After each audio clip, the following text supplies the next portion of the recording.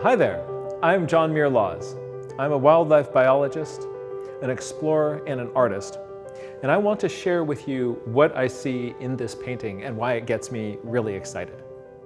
So let's just think logistics for field work for a moment. Notice this canvas is huge. Right? So I work on formats that are this big. I can bring it with me everywhere in the field. I can sit with it kind of cradled in my arms in a windstorm and be able to work on that. You can't get away with that with something this big. This is a sail. Now, you take this sail and you bring it up to above 15,000 feet in elevation, where, first of all, there's not very much oxygen here, so you're starting to get hypoxic, and then you're going to be here for days working at trying to paint this in a freaking blizzard. In a blizzard. So the kind of backstory with this is that this whole scene never was visible all at one time. No, every once in a while, like, oh, look, we can see right over there. And Tony would kind of get some details on this, and then it's white out. Then you wait. And then, oh, look, we can see, there's a little, and paint in these details, and then it's a whiteout. And so stitching together all these pieces, there's Mount Everest back there, appears during his expedition just for a few minutes and able to get in these details about it in proper frame of reference to everything else here. That's hard to do. And so the adventurer in me is really blown away by just the audacity to bring a canvas this big up to a place where it's going to be a perpetual windstorm in a blizzard, and then do watercolor there while trying not to get your watercolor to freeze. So that's impressive. But then let's just kind of back up and look at this. The artist in me also just really geeks out on this, because two things I want to point out about this. Get close to the painting and take a look at the textures and the planes.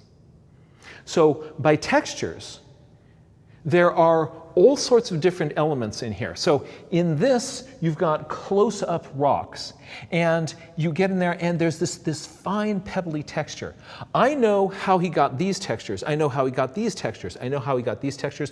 He's doing something over here that is beyond my pay grade. So he's got some crazy tricks up his sleeve, some incredible just sort of stone texture in here. Other places, you've got these snow fields where there's these cracks in the rocks packed with snow. You're getting a bunch of this by scraping, actually scraping the paint off the canvas. So painting something there and then coming in with a knife and painting and scraping in those. The thing that's neat, because you can get the little white things, but it's also really unforgiving, because if you scrape in the wrong place, you've messed up the texture of the paper in there, and you paint on top of that, things will go sideways. So then more texture. So you've got these mists going everywhere. The distant sky is handled really different than these blasts of wind-blown snow that are drifting in all around you for these sort of blizzard effects. So just a spectacular collection of textures. These micro ones here. I love what's going on in the sky. Part of this is created by how you handle the water. If the paint is wet and you put water in and paint in there, the paint will bleed into those wet areas and it'll make you these nice soft areas. So there's beautiful what we call wet in wet effects in here, giving you these soft cloud edges, these mists coming up. Love that. Now let's take a look at the plains. This watercolor painting is absolutely a sculpture. You can put your hand down here in the valley, and as you hit this slope going up, you know exactly which direction each of these planes is going. So look at this in here. You're coming up this side, there's a little flat surface here, then you're coming down here. You're not just sort of over here's a mountain. This is sculpted with an absolute love for intention and detail. There's just so much respect for the place. It matters to Tony that this mountain is shaped precisely in this way. And so even in the middle of a blizzard, that's what he's trying to capture. It's an homage to the subtleties, the ruggedness of this landscape, then hidden in these vaporous, these veils across that hard stone. Absolutely spectacular.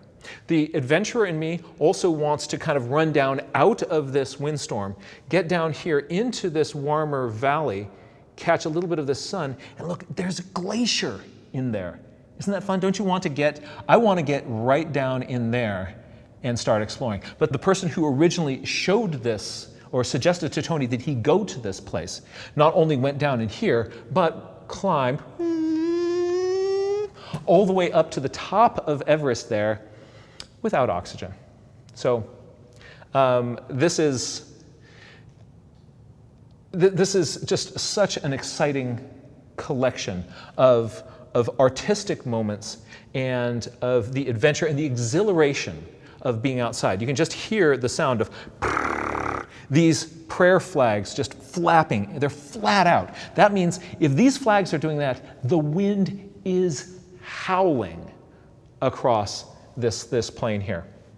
That's exciting.